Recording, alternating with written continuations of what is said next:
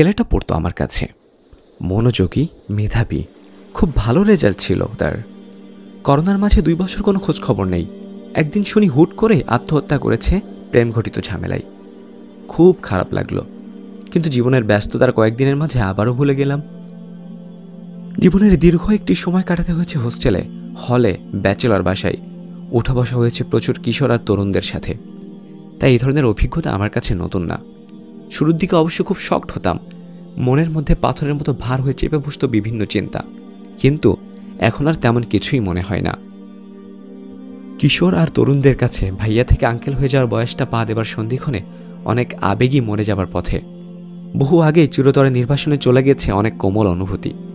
ভেবেছিলাম শুরুর লেখাটা ব্যাপক তথ্য প্রমাণ আর পরিসংখ্যান নিয়ে এসে সাহিত্য রস ঢেলে সাজিয়ে গুছিয়ে লিখব, কিন্তু এই বই আমরা কেন লিখছি, কেন প্রেম নিয়ে ব্যাপক আকারে কাজ হওয়া দরকার তা প্রমাণের চেষ্টা করব। তাই সম্পাদকের নরম কিন্তু সূচের চেয়ে তীক্ষ্ণ ঝাড়ি খাবার ঝুঁকি নিয়েও অনেক সময় কাটিয়ে দিলাম শুধু লেখার প্রস্তুতি নিতে। কিন্তু লিখতে বসে কেন যে শুধু সহজ সরল গল্প বলতে ইচ্ছা করছে, মনের মধ্যে যে গল্পগুলো বহু আগেই হারিয়ে গিয়েছিল তারা একে একে এসে হাজির হয়ে আবদার জানাচ্ছে, আমার কথা বলতেও ভুলে যেও না প্লিজ। কত বিভৎস গল্প বলবো। একদিন দুপুরবেলা লাঞ্চ ব্রেকে বাসায় এসে খেতে বসেছি। পাশের রুমে ছোট ভাই ত্রস্ত পায়ে আমার রুমে ঢুকলো। ভাই একটু আসেন বলে আবার রুমে চলে গেল। কি যেন ছিল ওর চেহারায়। ভাতের প্লেট ফেলে কোনো রকম হাত ধুয়ে গেলাম ওদের রুমে। গিয়ে দেখি রুমে আর এক ছেলে ভাই গার্লফ্রেন্ডের ভিডিও কলে রেখে সার্জিক্যাল ব্লেড দিয়ে হাত কাটা শুরু করেছে।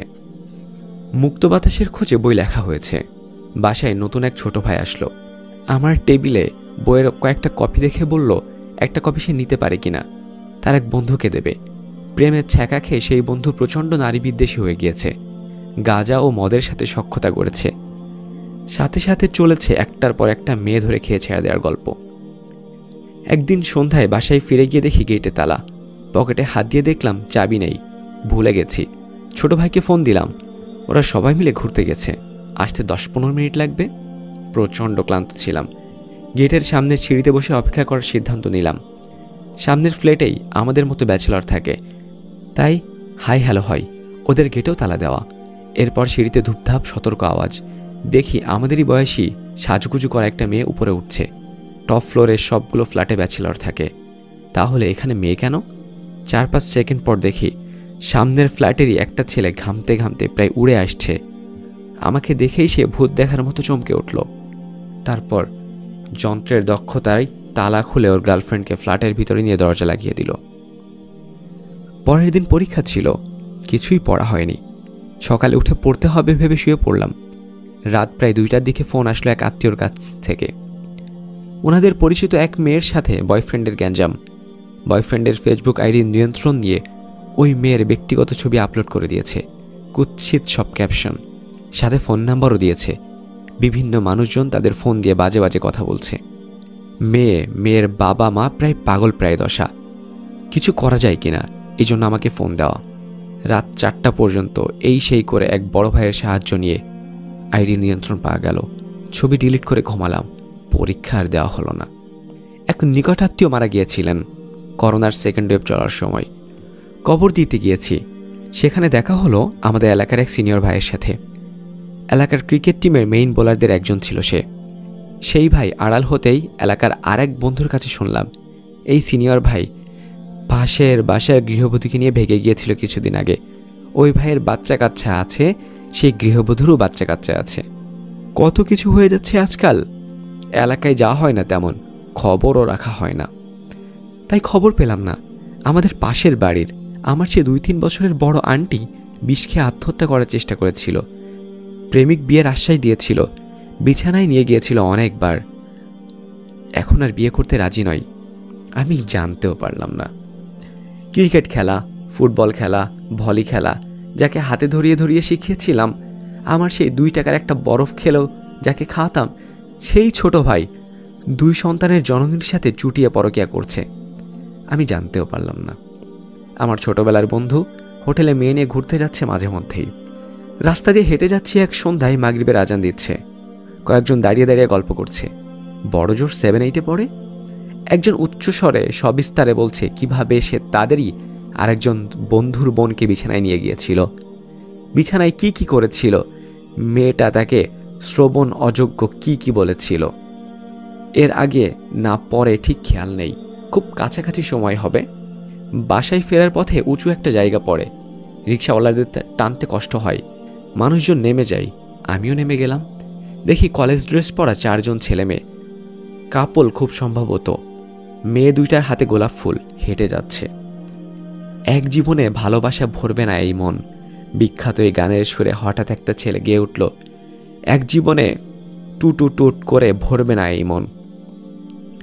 মেয়ে দুটো খিলখিল করে হেসে উঠল। আমি আর রিক্সাওয়ালা মামা একে অপরের মুখ চাওয়াচাই করলাম। পৃথিবীর পথে চলতে চলতে এমন কত কি যে দেখা হয়ে গেল। মুক্ত বাতাসের খোঁজে বই পড়ার পর কত অসংখ্য মানুষ আমাদের সাথে যোগাযোগ করে অন্ধকার জীবনের গল্প শোনালো। সব কিছু বলা সম্ভব না, বলা উচিতও না। বিশ্বাস করার, হজম করার সামর্থ্য আমাদের অনেকেরই নেই। শুধু একটা কথা বলি, কোনো মানুষকেই এখন আর বিনা দ্বিধায় বিশ্বাস করতে পারি না।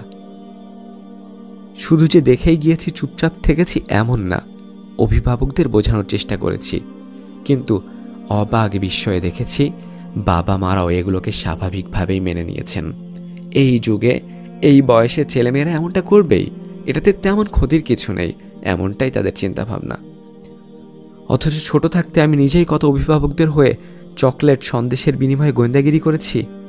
বড় আপু বড় ভাইদের কোচিং, প্রাইভেটে যাবার পথে আড়ি পেতে থেকেছি, পিছু নিয়েছি, চিঠি উদ্ধার করেছি। 10, 15, 20 বছরের ব্যবধানেই সমাজ কত বদলে গেছে।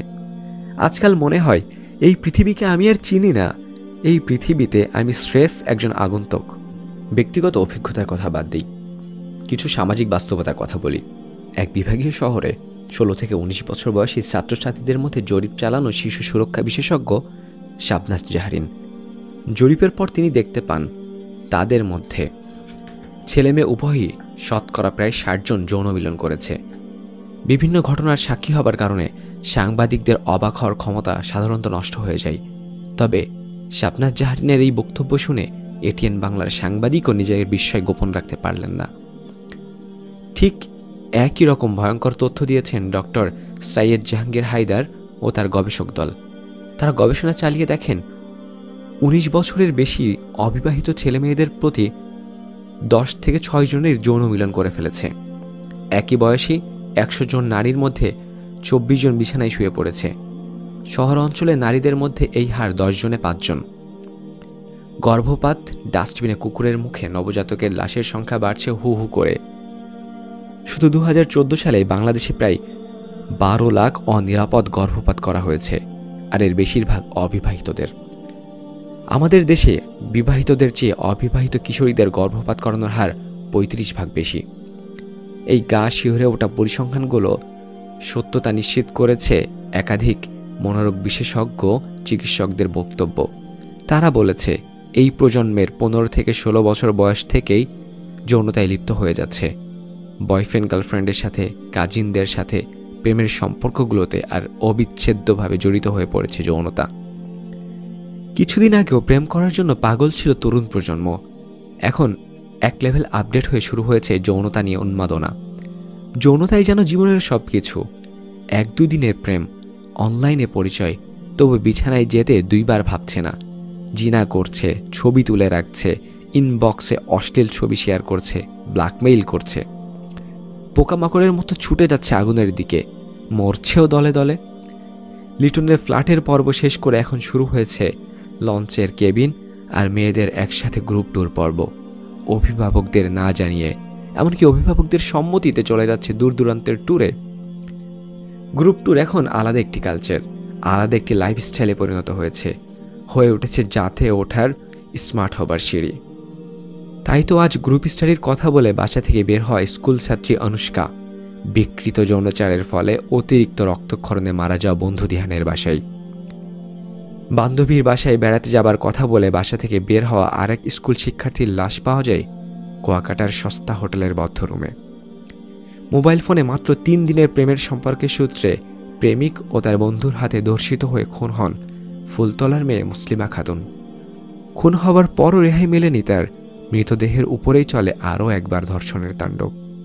মামার বাড়িতে যাবার কথা বলে 10-11 জন বন্ধুর সাথে কক্সবাজার হোটেলের মাদকের আসরে মারা যাওয়া 21 বছরের স্বর্ণা।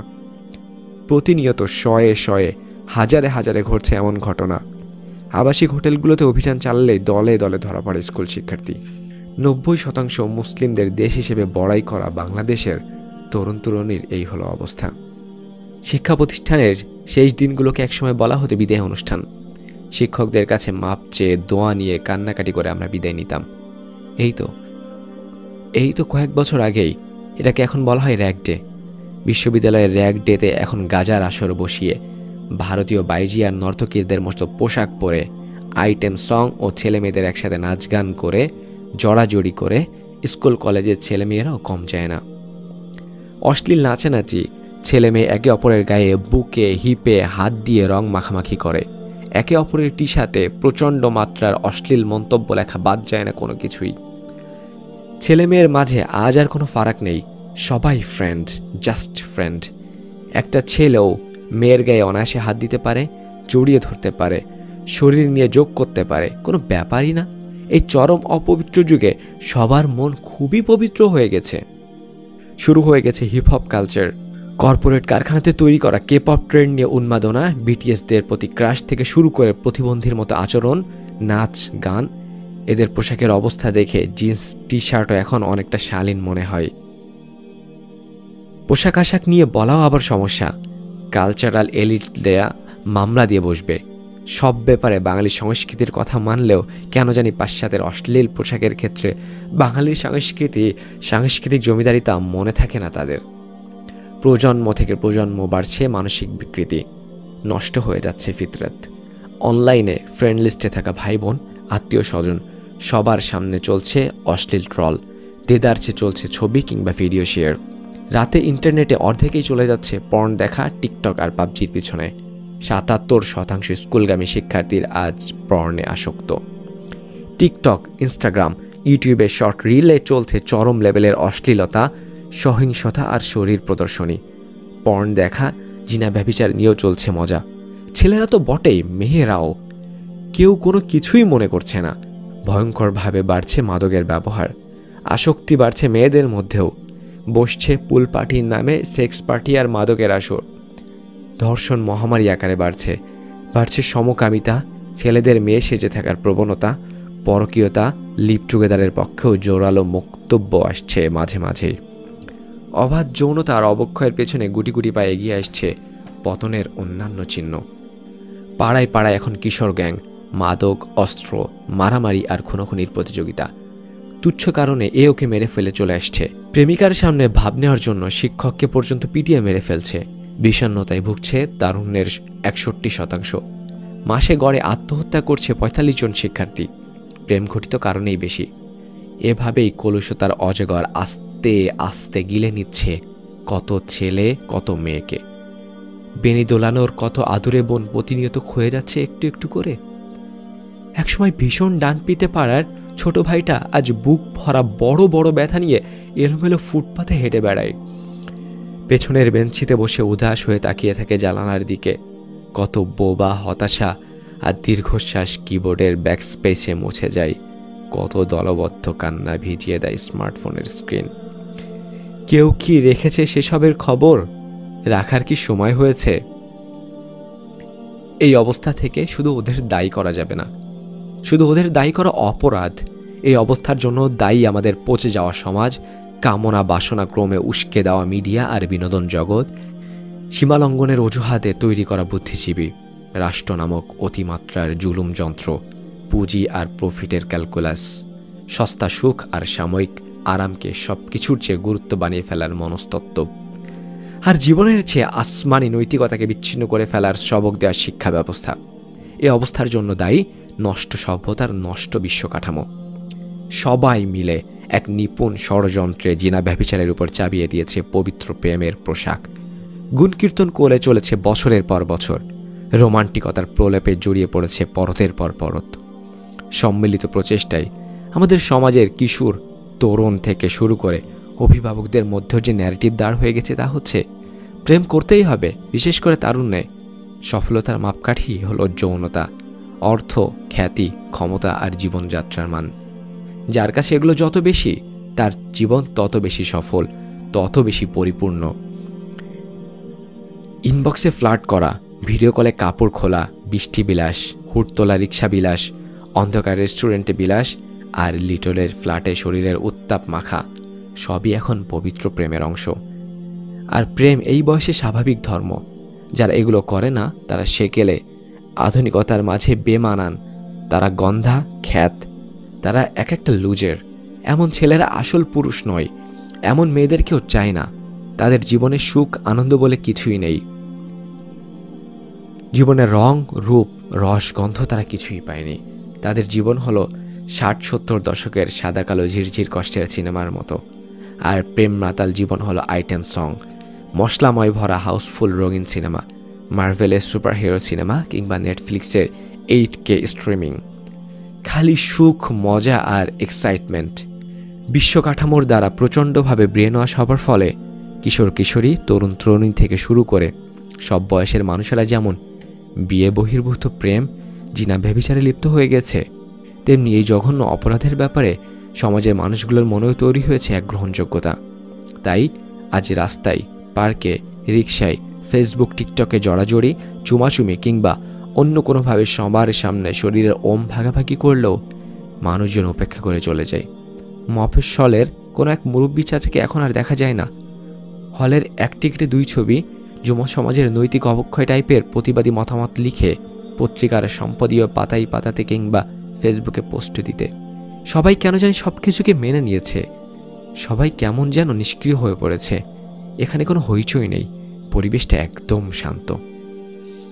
অথচ 1000 বছরের ইতিহাস বারবার সাক্ষ্য দেয় অবাধ যৌনতার প্রসার সমাজ এবং সভ্যতাকে ধ্বংস করে দেয়। তা সেটা প্রেম, ভালোবাসা, রিলেশনশিপ কিংবা অন্য যে কোনো নামেই হোক না কেন। আজ প্রেম, ভালোবাসা আর স্বাধীনতার নামে যৌনতার বাঁধ খুলে দেওয়া হয়েছে। ফলে যা হবার তাই হয়েছে। চারিদিকে শুধু ভাঙনের সুর, হতাশা, মাদকাসক্তি, আত্মহত্যা, জিনা ব্যভিচার, খুন, ধর্ষণ, ডাস্টবিনে নবজাতকের লাশ, পরকীয়া, বিচ্ছেদ, সমকামীদের রংধনু মিছিল। নারী পুরুষ নিজেদের পরিচয় সম্পর্কে ভুগছে অবিশ্বাস্য ভ্রান্তিতে। এই তীব্র অসুখগুলোকে বলা হচ্ছে স্বাধীনতা আর ক্ষমতায়ন। যৌন মানসিক বিকৃতিক প্রচারক আর প্রসারকদের উপস্থাপন করা হচ্ছে বিজ্ঞান মনস্ক আর মহান বুদ্ধিজীবী হিসেবে। আজ পতনের আওয়াজ পাওয়া যাচ্ছে প্রতিনিয়ত। উচ্ছৃঙ্খল স্রোতে গা ভাসানো কিশোর কিশোরী, তরুণ তরুণীদের অনেকেই একসময় থমকে দাঁড়ায়। পিচ্ছিল এই অন্ধকার স্রোত থেকে ফিরে আসতে চাই। কেন তাদের জীবনে এত হতাশা, এত অশান্তি, আত্মহত্যার প্রবণতা? এই প্রশ্নগুলোর উত্তর খুঁজতে চাই, কিন্তু প্রশ্নের সঠিক উত্তর মেলে না। উল্টো সবক দেওয়া হয়, প্রেম করলে, সেক্স করতে পারলে, আরও টাকা কামালে তোমার জীবনের সব সমস্যার সমাধান হয়ে যাবে। তাই প্রেম, জিনা ব্যভিচার, ভোগের যে অন্ধ নেশা তাদের জীবনের 12টা বাজিয়েছে, তাকেই আরও শক্ত করে আঁকড়ে ধরতে বলা হয়েছে ওদেরকে। ওরাও তাই করছে, আরও ক্ষতবিক্ষত হয়। কেউ কেউ বুঝতে পারে, চিনতে পারে আসল সমস্যা, কিন্তু অন্ধকারের জগৎ থেকে বের হয়ে আসার উপায় খুঁজে পায় না। অভিভাবকরা কিংবা সমাজ হয়তো তাদের সাহায্য করতে পারতেন, কিন্তু তারাও ব্রেন ওয়াশ হয়ে গেছে। তাদের মূল মনোযোগ এখন ছেলে মেয়েকে কীভাবে বিসিএস ক্যাডার বানানো যায়, কীভাবে বিদেশে সেটেল করানো যায় তার দিকে। কিশোর তরুণ থেকে শুরু করে মধ্যবয়সী, প্রো অভিভাবক সকলেই অবস্থার কথা চিন্তা করেই এই বই সাজানো হয়েছে। এই জেনারেশনের এত হতাশা, আত্মহত্যা, এত দুঃসময়ের কারণ খুঁজে বের করার চেষ্টা করেছি আমরা।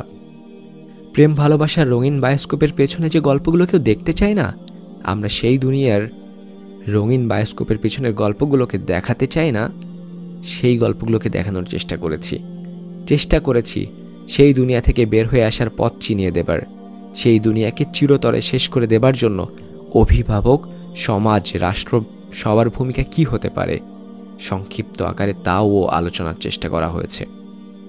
রেফারেন্স, তথ্য, প্রমাণ, বিশুদ্ধ উৎসগুলোর উপর নির্ভর করার সর্বাত্মক চেষ্টা করা হয়েছে। তবু ভুল ত্রুটি থেকে যাওয়া অস্বাভাবিক কিছু নয়।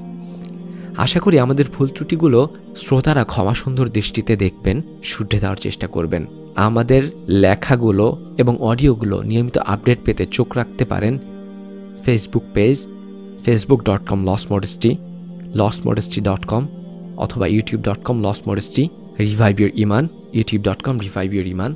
এই বইয়ের সঙ্গে অসংখ্য মানুষের শ্রম, ঘাম আর আত্মত্যাগ জড়িত। বহু মানুষ অভিজ্ঞতা শেয়ার করে, লেখা দিয়ে, উৎসাহ দিয়ে। বইয়ের কাজ কত দূর বারবার জিজ্ঞেস করে, ঝাড়ি মেরে কৃতজ্ঞতার বাঁধনে জড়িয়ে নিয়েছে আমাদেরকে। তাদের প্রতিদান দেবার ক্ষমতা আমাদের নেই। আল্লাহর কাছে বিনীত নিবেদন এই, সাহায্যের বিনিময়ে আল্লাহ যেন তাদেরকে ক্ষমা করে দেন। সেই সঙ্গে এই বইয়ের উসিলায় আল্লাহ যেন আমাদেরকে কবুল করে নেন। বিদ্যমান বিশ্ব ব্যবস্থার প্রতিটি উপাদান যখন বিবাহ বহির্ভূত প্রেম, ভালোবাসা, জিনা, ব্যভিচারকে মহিমান্বিত করে চলেছে সকল শক্তি বিনিয়োগ করে, তখন আমাদের মতো অতি ক্ষুদ্র, নগণ্য, দুর্বল কয়েকজন যুবক আর কি বা করতে পারে? তবুও আমরা বিশ্বাস রাখি ইব্রাহিম আলাইহি ওয়াসাল্লামকে দেওয়া আল্লাহর প্রতিশ্রুতির উপর।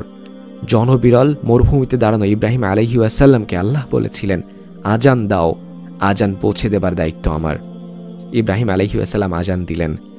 তার আহ্বানে সাড়া দিয়ে পৃথিবীর প্রতিটি আনাচ কানাচ থেকে বহু জনপদ, সাগর, পাহাড় পাড়ি দিয়ে কোটি কোটি মানুষ কিয়ামত পর্যন্ত ছুটে চলবে সেই মরুর বুকের মক্কায়।